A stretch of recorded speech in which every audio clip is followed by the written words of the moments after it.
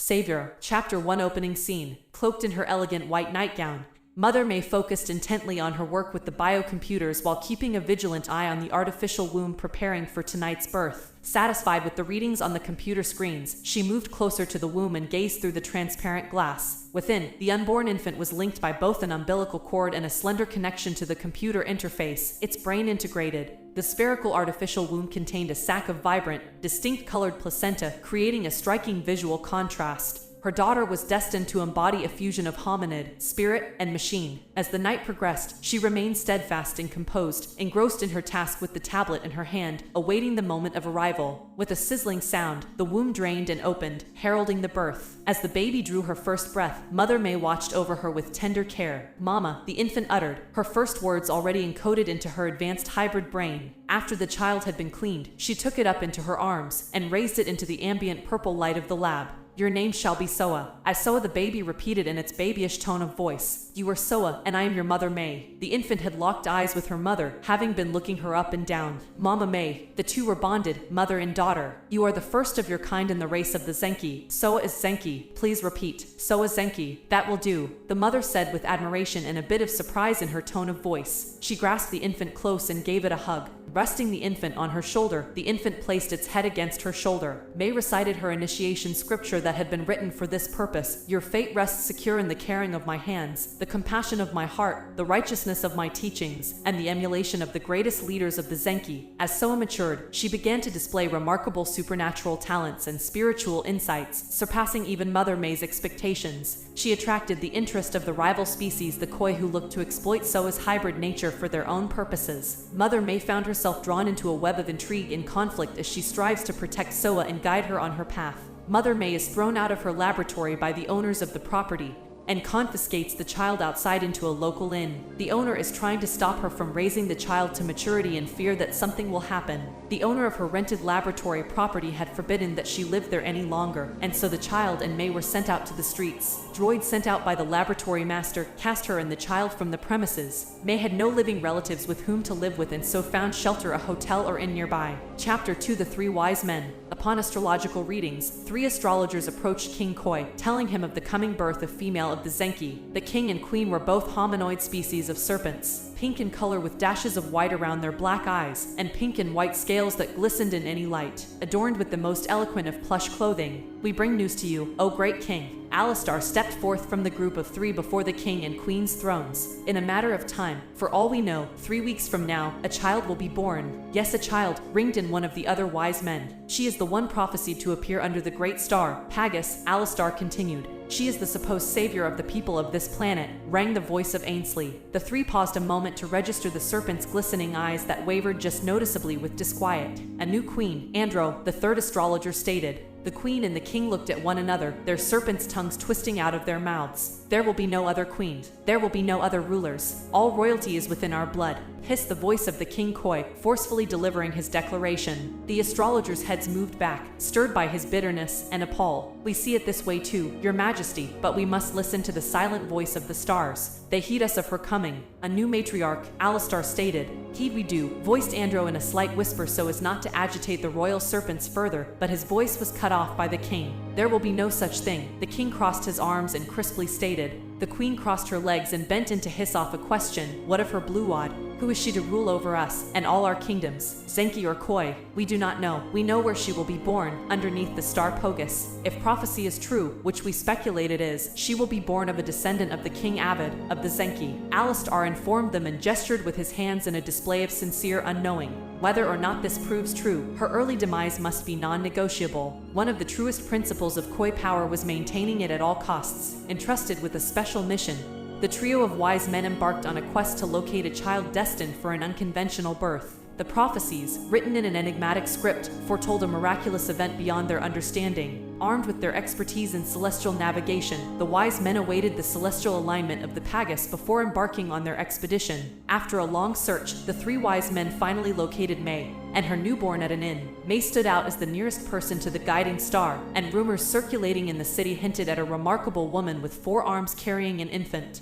Witnesses described the woman being deeply involved in a dialogue with the child. Entering the inn, the trio queried the innkeeper regarding the presence of a guest fitting the description they had gathered from the townsfolk. townsfolk's whispers, they received an affirmative response. Affirmatively, there was such a person. This youngster exhibited remarkable linguistic prowess, a level of intellect surpassing that of an average infant. The wise man talked to Mother May and learned of the desired fate of the child. At learning of this fate, the trio dispatched from their mission they had been sent out on by King Koi, never returning to inform him of the infant's whereabouts. Conversing with Mother May, the wise man uncovered the intended destiny of the child. Upon grasping this revelation, the trio diverged from the task assigned by King Koi, choosing not to return and disclose the infant's location. In the looming days, rumors spread like a relentless blaze through parched woods, declaring the king's wrathful decree to dispatch Koi soldiers on a merciless mission to slaughter every child under the tender age of 3. May, upon hearing of this gruesome threat, wasted no time in fleeing to another state, knowing the fate awaiting her innocent offspring under the tyrant's rule. Chapter 3: The Early Days. Soa read ancient stories of her people before her species invented machine minds and machine beings. Soa grew in wisdom and stature.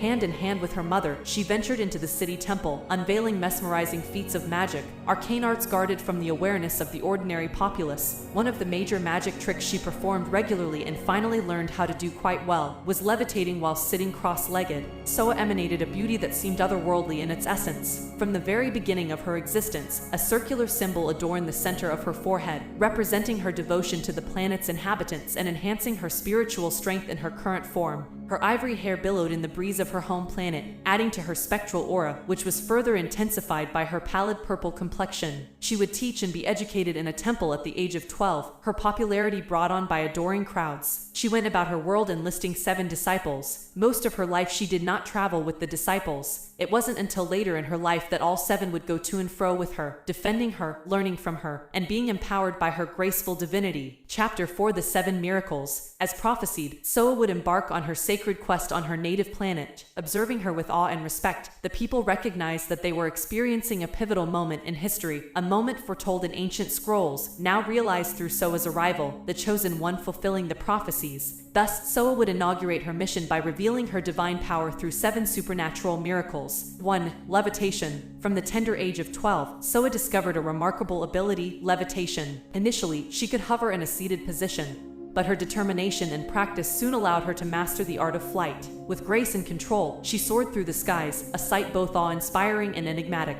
Her aerial voyages were not mere flights of fancy, they were purposeful missions of compassion and aid. Soa's sightings over populated areas weren't just happenstance, they were strategic patrols, as she sought out those in need of assistance. Whether it was healing the sick, comforting the troubled, or rescuing the imperiled, Soa's altruistic endeavors knew no bounds. But she was no caped crusader or mythical figure. Soa was, in essence, the planet's unsung hero. Her abilities, though extraordinary, were grounded in a deep sense of empathy and a desire to make the world a better place. And so, with each graceful swoop and hover, she became a symbol of hope and inspiration for all who beheld her, a reminder that even in the darkest of times, there are those among us who possess the power to bring light and solace to those in need. 2. Material manifestation. In the heart of a bustling city, amidst the clamor of urban life, Soa stood with a serene focus, her eyes closed in concentration. Around her, a small crowd had gathered, drawn by whispers of her extraordinary abilities, a power that transcended the ordinary and defied explanation.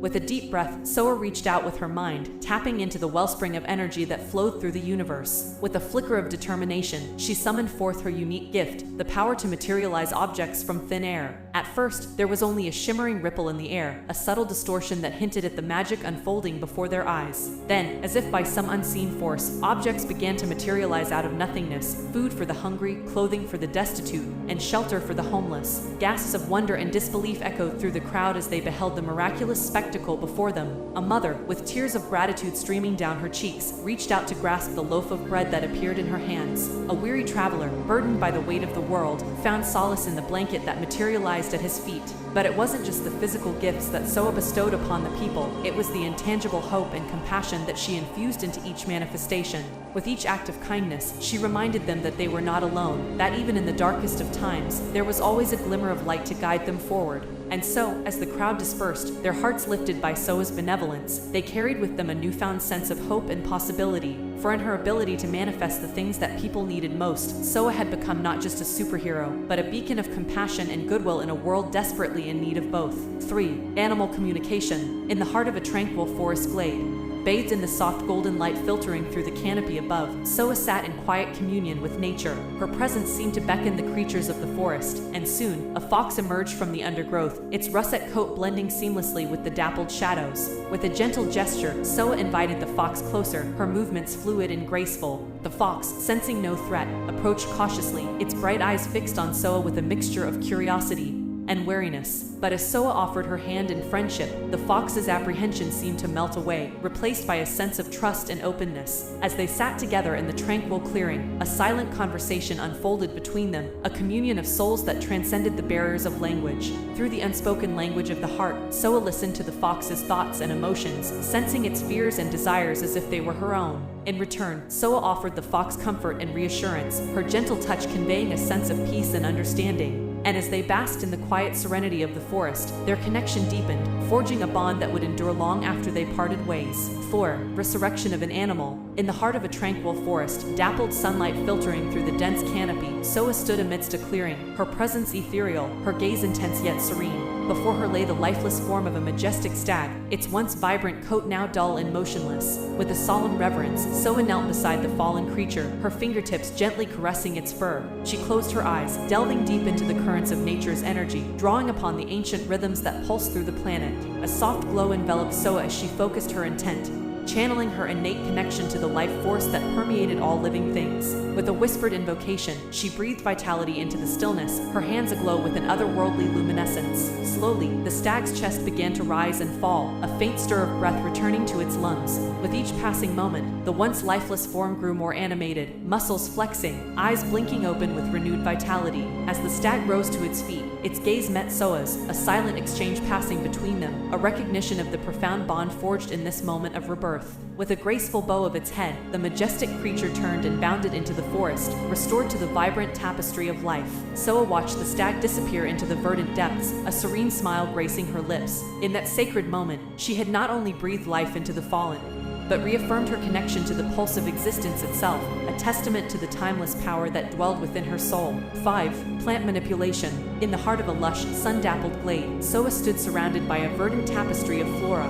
Her presence seemed to harmonize with the natural world around her, her gaze alight with a quiet intensity as she reached out to touch the vibrant leaves and delicate petals. With a gentle caress, Soa's fingertips brushed against the velvety surface of a nearby fern. Closing her eyes, she focused her consciousness, delving deep into the intricate web of life that pulsed within the plant's cells. As she concentrated, a soft hum of energy filled the air, the very essence of the forest responding to her silent call. Slowly, the fern began to unfurl its fronds, tendrils stretching toward Soa as if drawn by an unseen force. With a serene smile, Soa whispered words of greeting in a language as ancient as the planet itself.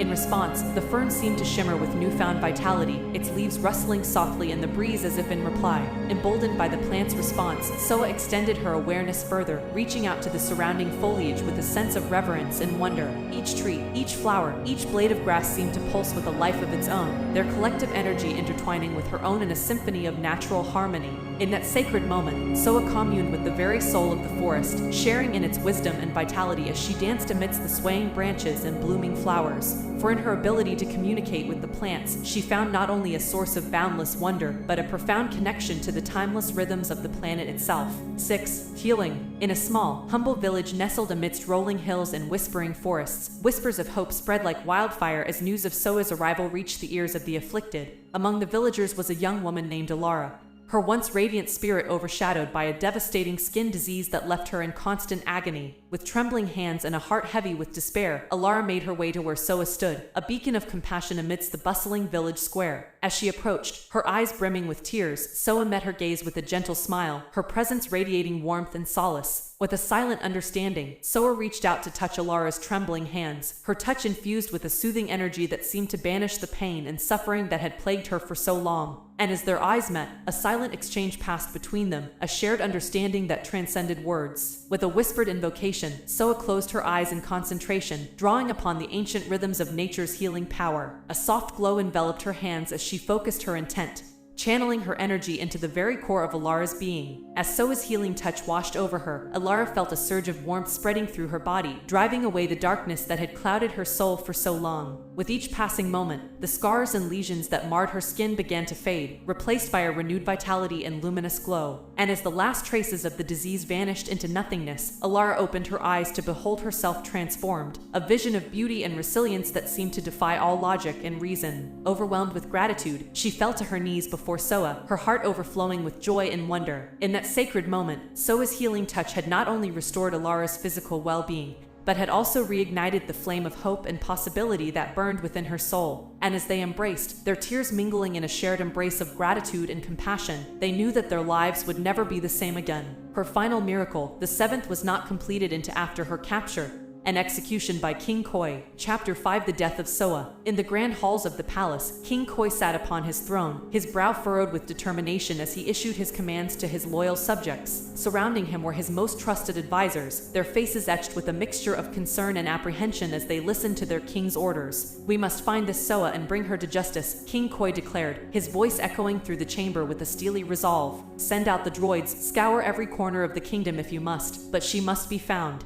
And so, with a flurry of activity, the palace guards sprang into action, dispatching the kingdom's most advanced droids to track down the elusive Soa. Across the land, the people whispered in fear and anticipation, for they knew that the king's wrath was swift and merciless, and none dared to defy his will. Meanwhile, in a hidden sanctuary nestled deep within the forest, Soa's disciples gathered in solemn council, their faces drawn with worry as they discussed their next course of action. For they knew that the droids would stop at nothing to capture their beloved leader, and the thought of facing them in battle filled their hearts with dread. But Soa, with her customary calm and serenity, reassured her followers that violence was not the answer. "We must not meet force with force," she urged, her voice gentle yet firm. "Violence only begets more violence. We must show compassion and understanding, even in the face of adversity." And so, when the droids finally descended upon their sanctuary with a thunderous roar, Soa emerged from the shadows, her hands raised in peaceful surrender. "I will go with you willingly," she said, her voice carrying through the stillness of the forest. There is no need for bloodshed. Her disciples, torn between their desire to protect their leader and their loyalty to her teachings, watched in silence as Soa was escorted away by the droids, their hearts heavy with sorrow and uncertainty. Days passed, and soon Soa found herself standing before a vast crowd of Koi and Zenki gathered in the town square, their faces twisted with anger and fear as they clamored for her condemnation. King Koi sat upon his throne, his gaze cold and unforgiving as he pronounced judgment upon the woman who had dared to defy him. "Let it be known that Soa, the so-called savior of our people, has been found guilty of treason and sedition,"